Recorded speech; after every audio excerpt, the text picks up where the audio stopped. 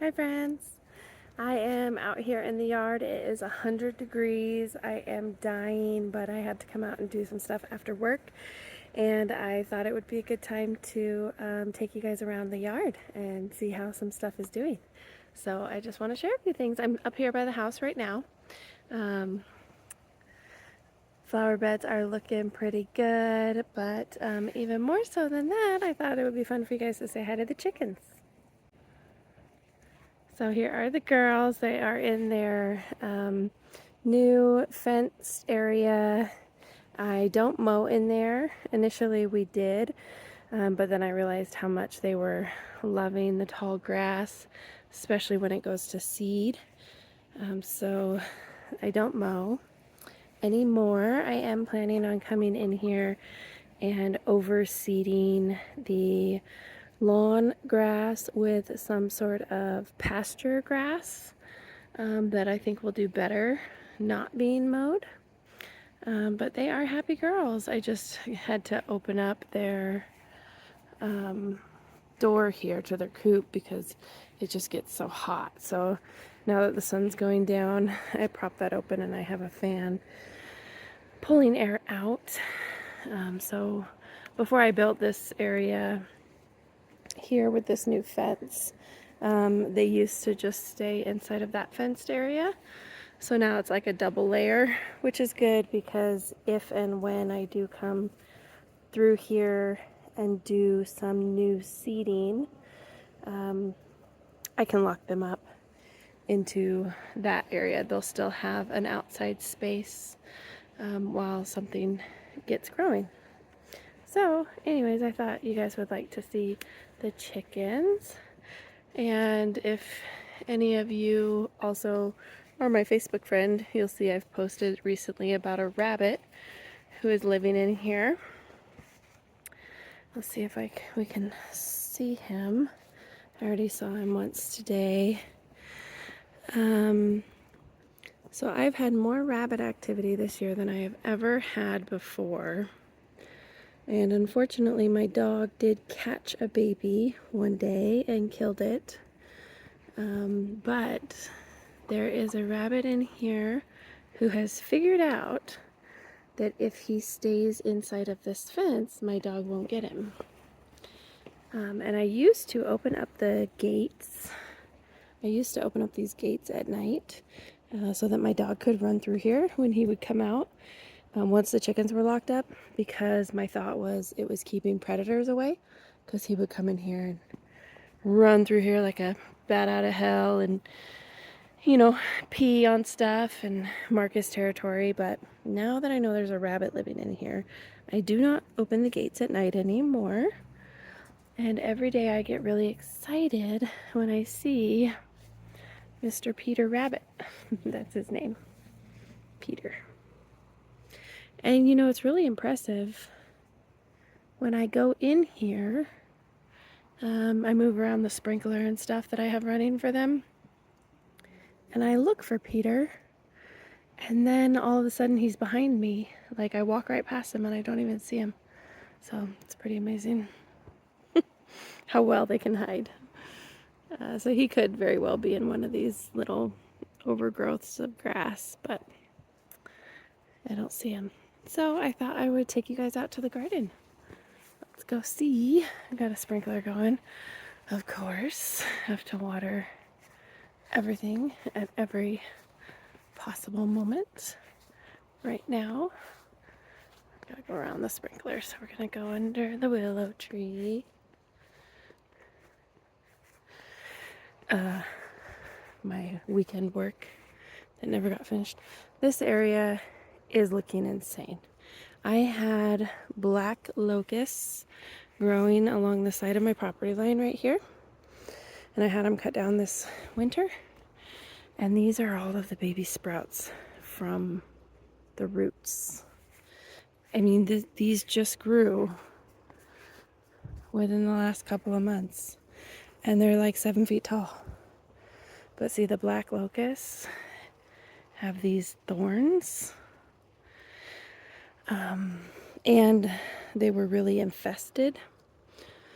But I have plants in here that are just being smothered. I mean, this area had really gotten overgrown with weeds anyways, but I just did buy some stuff that kills stumps, and so what I need to do is come in here and cut all of these down and then wipe that stuff onto them, and it should help kill the roots.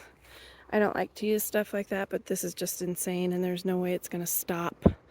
The roots have too much energy, so I'm going to have to intervene. But I just came in here to show you, look, there are pretty flowers in here hidden, hiding amongst these insane, oh, and my favorite little tree, I forgot he was even back here. Yeah, I gotta get this project under control very soon. Okay, let's go to the garden.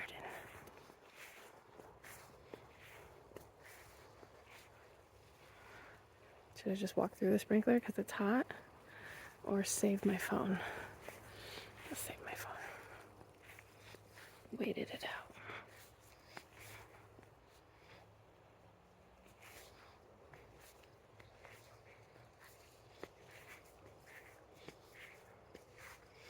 Such high hopes.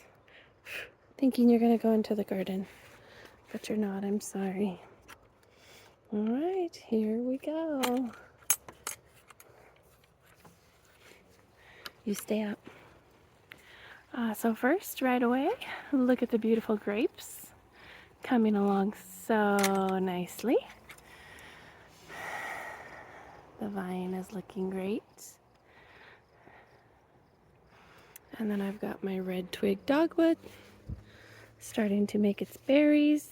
I've got one on each side of the gate here. They are beautiful in the winter. I've got my other one right here. All right, so let's start here in this bed. Stuff is growing. I wish I could, oh, I can zoom out a little bit. Yeah, there we go. So my first row here is a mixture of dahlias and celosia. I'm getting some blooms, but the dahlias that are blooming short. So I actually need to come in and cut those flowers off to encourage them to get taller. And I have some plants that are getting taller. The celosia is looking beautiful. This is a good filler for bouquets. So I have 4 rows here. 1, 2, 3, 4. And in between is a walkway. My intention was to lay some, like, I have a pile of wood chips. And so I was thinking about laying wood chips, but I was debating for a while because it's not necessarily the best thing to have in an actual garden bed. It sucks nitrogen when it's decomposing. So I was debating, and as I was debating, the weeds grew. Shocker. And my first thought when they started to grow was that it's kind of a nice ground cover. I do enjoy being barefoot in the garden. So the purslane is growing the most. Purslane is this. It's kind of a succulent looking thick leaf, and you can eat it. And it's apparently really good for you. But it's really soft on the feet. But a lot of other stuff is growing in here too. So I'm not sure what I'm going to do about this. It doesn't look great. But you know what? I'm just trying to focus on the beautiful things and not stress too much about it.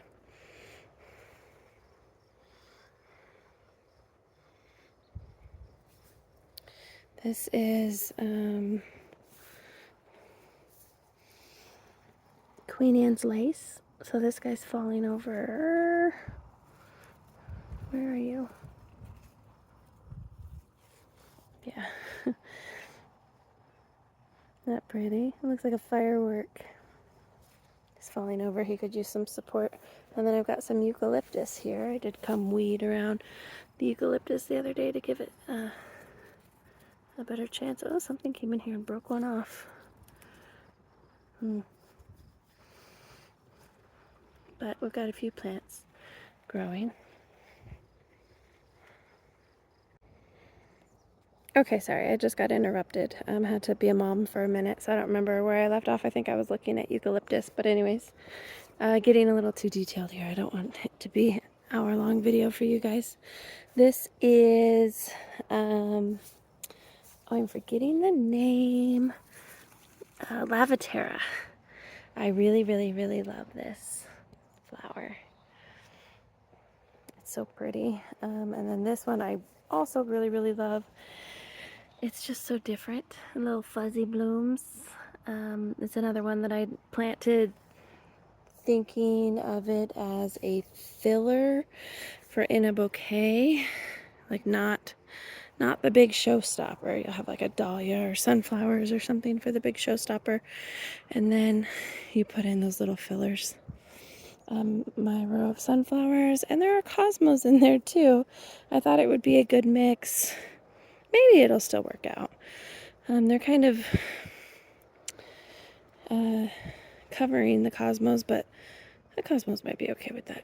Ooh, cats. Cat went in there and pooped. Jerks. Okay, I'm here on my trellis, on my arched trellis. Got stuff growing up the sides. So over here, these are a vine, some sort of a gourd or something. I can't really remember. I'm not going to look for all the tags right now. Same thing on this side. So I did try to do on the opposite sides the same, so that hopefully if they actually grow all the way up and connect, then it'll be like a section of each thing. So this was some sort of gourd. This is cantaloupe. So I've got cantaloupe growing right there. Just little babies. They're loving the heat. They're getting bigger every single day. And then I've got cosmos and some amaranth just surrounding it. Over here, I did watermelon, so that's not what I just said. I just said I did the same thing on every side, but watermelon and cantaloupe, in my mind, go in the same spot. So watermelons. The watermelon leaf is so fun. Isn't that pretty? So the weeds are crazy. I've been coming in and just pulling the weeds right around the plants. I don't know, I'll probably just mow or something, or if I get enough motivation, I'll weed them. This section here is beans. So the beans are already latching on, which is so exciting. I've got some fun long beans that should do really well. I was just noticing my peppers look droopy, which is surprising. I'm watering every night right now in this heat wave, but... And more beans over here, but look at this overachiever. This is a bean, and he goes all the way up, up, up, up, up, up, taller than me already. Look at that beautiful, beautiful bean. Should we name him Jack? Jack and the Beanstalk. Strawberry containers are looking wonderful, producing amazingly. Look at this. Look how huge that is. Oh, that one's right. Oh no, I accidentally pulled another one. There's another ripe one. And these are sending runners like crazy. So a runner will make a new plant. I'll show you after I eat my strawberry. So this is the mother plant, and it sends out these long arms. So it makes its leaves and it makes its little clusters of berries. But then it sends out these long arms that are called runners. And at the end of at a certain point in the runner, it starts to make leaves. And where the leaves connect to the stem, so see how that looks? That little node area is going to start growing roots. So if you want a new plant, you take this runner and you just kind of get to the soil. So I guess this is where my new plant's going to be. You put your runner down in the soil, just slightly, and just snug it in. You don't have to bury it. You just do that, and then you get a new plant. So I'll show you one I've already done. Oh, here's another example of roots already starting to come out on this one. So that needs to get in the soil. So you kind of strategically decide where you want them to go. Maybe over here is a better example of some I've already done. Yeah, so here's one. I did the same thing. I cleared out the mulch and I put it in the soil, and it is going to root there. This one's already rooted. So here, this was the runner. See how I'm pulling on it and it's not coming up? This is a weed. Get that weed out of there.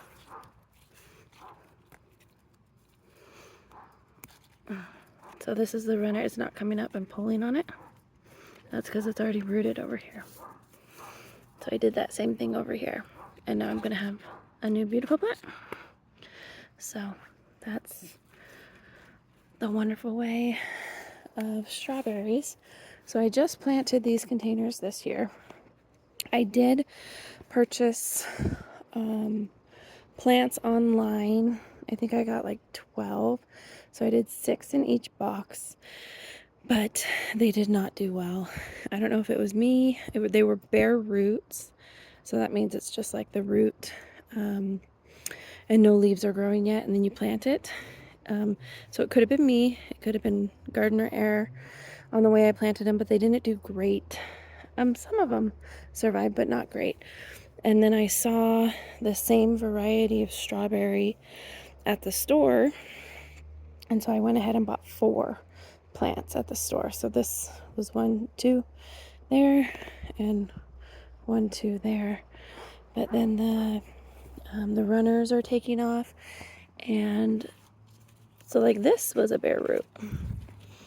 So that one took off great. And these are called Seascape. Oh my gosh, you guys. I cannot even. Look at that. I think that's the biggest strawberry I've ever grown. That thing is massive. Massive. And they're so good. And they're ever bearing. So they're just gonna produce all summer long. So excited, which is what you want if you like your strawberries for snacking. If you like your strawberries for making jams and stuff, you probably want to go with what's called June bearing, where you get a really heavy harvest in June. And so you can harvest a whole bunch and do a bunch of preserving and making jam and stuff. And then the plants fade out because they've used all their energy. I've got corn over here, more flowers, more weeds. These are straw flowers, which are so fun. They literally are like tissue paper. You hear that?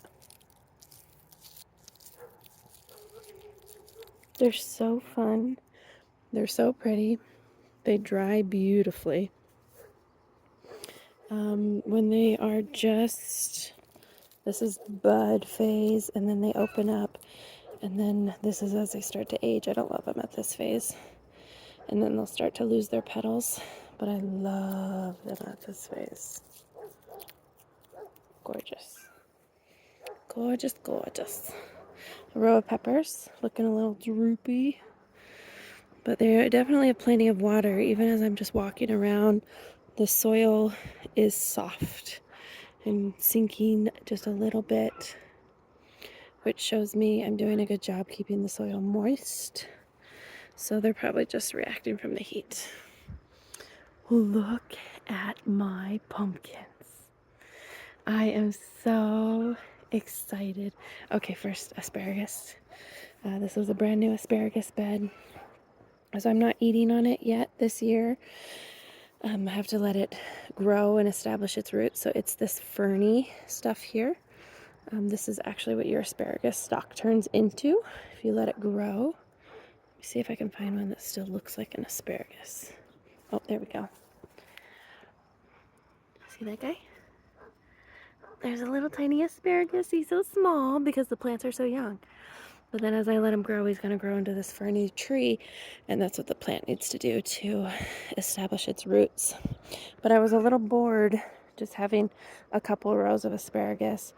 So I came in and seeded marigolds. Just from seeds that I've collected on previous years. And they're doing great. Over here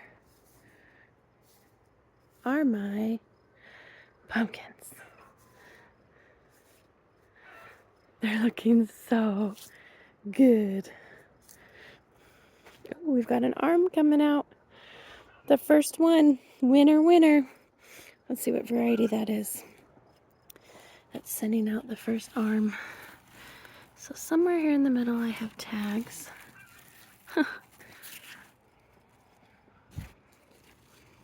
I think, let's see, I see a tag there, but I think that's for the other side.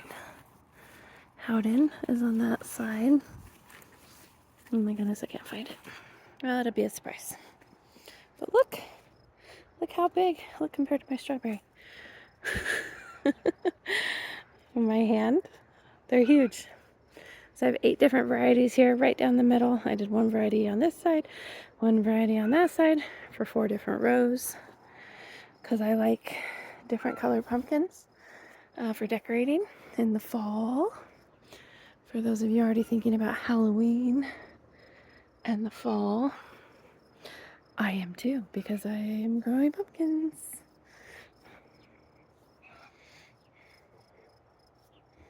Oh, there's another arm coming out into the grass.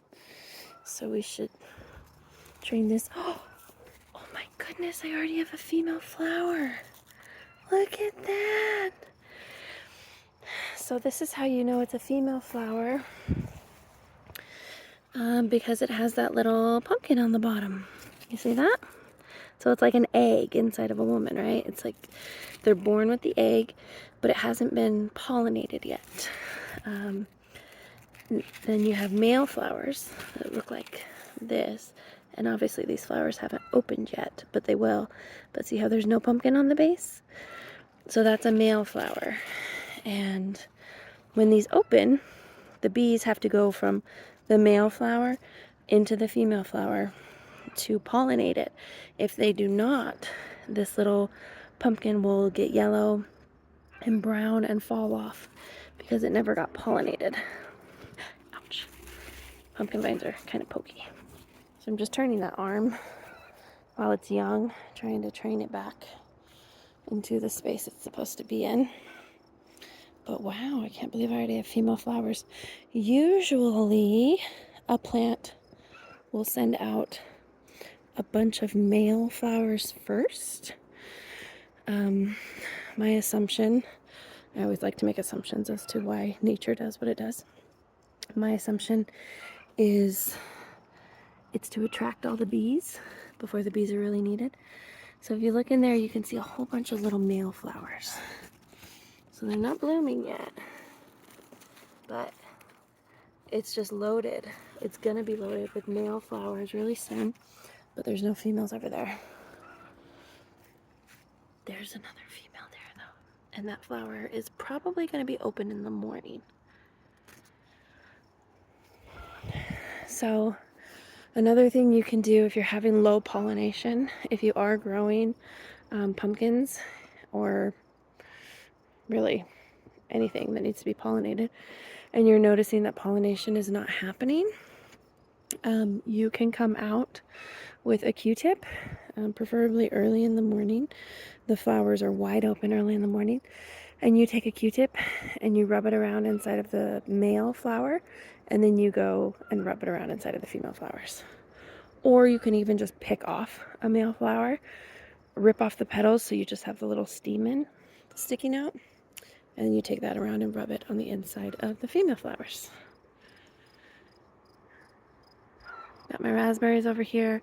I mentioned in the last video, I think it was the last one, that this whole field area behind my house and these 2 lots right next to me are being turned into a cul-de-sac housing development.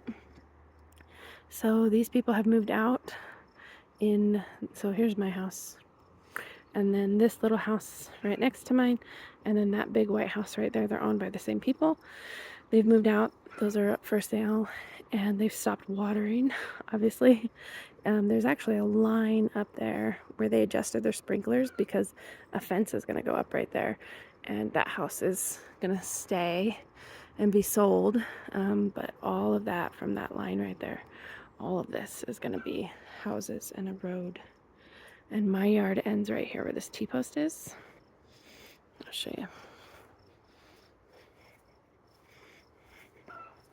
It's hard to see the fence looking at it that way, so I'll just show it this way. This is where my lot ends. Right along my raspberries. Right there. Doesn't look like my sprinklers are watering back here very good. Haven't walked over here in a while. Okay, so I showed you the pumpkins and tomatoes. Tomatoes are looking good. A little stressed. It's hot. They like it warm. I mean, I would even say they like it hot. They like 80s and 90s. You start getting 95 and above, though, tomatoes get stressed. And I really need to come out here and prune them. Last weekend, I was able to prune these 2 rows. That's why they look nice and clear on the bottom.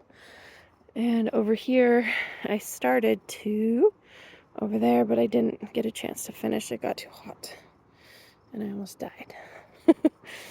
So that is something I have to work on. These are zinnias, my zinnia row, plus a couple volunteer sunflowers that, I don't know, they're looking so good, but also they're crowding the zinnias. So I might need to say goodbye to those. They're kind of messing up the feng shui in here, because my vision was having tomato rows and then a nice little patch of zinnias, but now I've got a big tall sunflower there, so not sure what to do about that. We'll see. I'm not really good at ripping out plants that volunteer themselves. Over here I've got my onions looking amazing. Like really, looking really good. I think this is the best time, or the best year I've had with onions.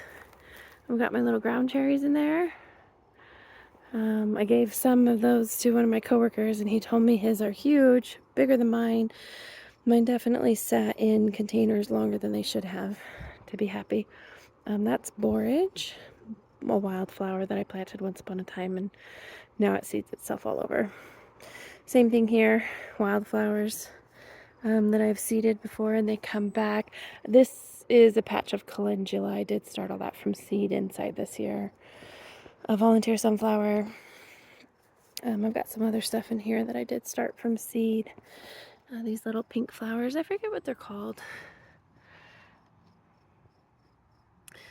They should get bigger though, but I just threw them in there. And then I've got a couple rows of dahlias. So here are my dahlias. This one's looking real pretty.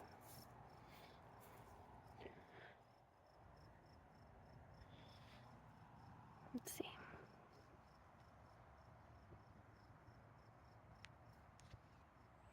I love when they're like in a bud phase like that.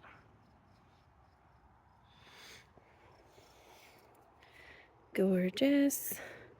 Got a couple rows of potatoes. More dahlias over here. Dahlias on both sides of this row. Oh, that's a new bloom. That just opened today, and I was even out here this morning and had not seen that guy. Looking good. Potatoes, more volunteer sunflowers, and peas. So my peas have done amazing. I've eaten so many, I've given so many away. I should have come out and harvested all of them before the heat came, but it just didn't happen. And you can see the plants are starting to fade out. That is what they do. They do not like the summer. They are a spring crop. So I'll be ripping these out pretty soon, planting something else here. It's a sunflower. I can't see the top of it, it's too tall for me, but hopefully the camera was able to catch it. And that's it. That is my garden. I was just looking to see, there are some peas I could still come harvest some yummy ones. Carrying around the strawberry. I'm gonna give it to Donovan, I think. I think it's the biggest one that we have harvested so far. I see another blooming sunflower, so we're gonna come over here and see this sunflower before I end the video. If you made it this far, thanks for watching. I know it's not too exciting. My filming isn't the best, but I hope somebody enjoys just looking at the garden with me. And I hope you join me for the next one. Talk to you guys later.